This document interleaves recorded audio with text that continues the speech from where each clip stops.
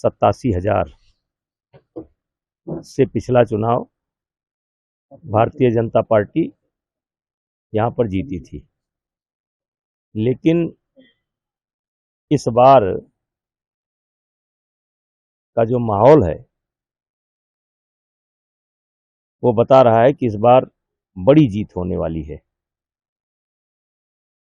यहाँ देखा गया है कि जैसे जो आपने कहा था कि जो मुद्दा है वो ब्रिजभूषण सिंह है। यहाँ पर देखा जा रहा है कि सारे जाति धर्म से उठ के सारे लोग आपको वोट करेंगे। देखिए, हमारे देश का ये स्वभाव है या मानव का ये स्वभाव है कि जब किसी के साथ जब ज्यादा अत्याचार होता है, दुर्व्यवहार होता है, तो पब्लिक सपोर्ट में खड़ी हो जाती है। हमारे देश का ये नेचर है।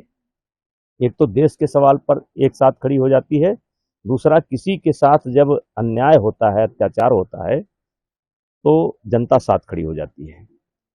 लगभग 1.25 साल से 1 साल 5 महीने हो गए जिस प्रकार से हमको गाली देने का काम यहाँ से दूर बैठ करके कुछ लोग कर रहे हैं, उसको लेकर के भी हमारे क्षेत्र में बहुत आक्रोश है। और इसी नाते इस बार सारे जात के, मजहब के सब बंधन टूट चुके हैं। सब के अंदर बस एक ही बात है कि भारी मतों से ब्रिजभूषण सिंह के बेटे करणभूषण सिंह को जिताओ। यही एक इशू यहाँ पर चल रहा है। आप षड्यंत्र की बात कर रहे थे कि जब आपके साथ षड्यंत्र हुआ है आपने बड़ा मुकाम हासिल किया है, और इस बार फिर आप कह रहे हैं कि आपके साथ षड्यंत्र हुआ है रेसलिंग को लेकर के। देखिए, सन 1996 में एक बार हमारे साथ षड्यंत्र हुआ था और कांग्रेस पार्टी के ही द्वारा हुआ था। उस समय भी नरसिंह राव की सरकार थी, कल्पनाथ राय को जेल भेजना था, साथ में मुझको भेज दिया। उस समय हमारी पत्नी लड़ी थी और वो चुनाव जीती, तो मैंने ये लिया कि ये षड्यंत्र मेरे लिए शायद इसलिए हुआ कि मेरी पत्नी को सांसद बनना था, हमको नहीं बनना था। और उसके बाद एक बड़ा षड्यंत्र आकर के फिर ये हुआ और फिर ये कांग्रेस के द्वारा ही हुआ। अब बताइए, झूठी घटना में प्रियंका जी पहुंच गई, गहलोत पहुंच गए, ममता पहुंच गई, केजरीवाल पहुंच गए, और अब उसका परिणाम ये आया कि मैं तो नहीं हो पा रहा हूं, लेकिन मेरा बेटा बन रहा है। तो ये भी प्रकृति का नियम है। मेरे बेटे को 33 साल की उम्र में मैं सांसद बना था, 33 साल की उम्र में वो सांसद बन रहा है।